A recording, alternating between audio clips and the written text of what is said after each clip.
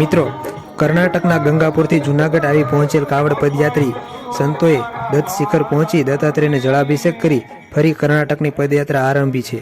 નિશ્ચિત સ્થાનેથી 70 દિવસે જૂનાગઢ આવી પહોંચેલ સંતોએ હવે પરત યાત્રા શરૂ કરી છે અને 2100 રુદ્રાક્ષ સાથે કાવડ પદયાત્રા ફરી 2700 કિલોમીટરનું અંતર કાપી ગંગાપુર પહોંચશે.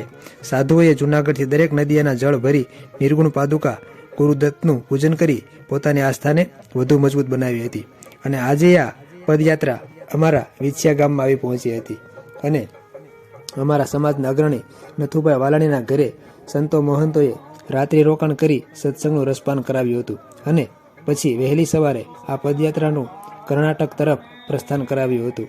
આ એક સરસ મજાનો દિવ્ય પ્રસંગને અમારા કેમેરામાં કેદ કરવાનો અમને મોકો મળ્યો અને ખૂબ ધન્યતા અનુભવી. તમે પણ જોવો આ વિડીયોને.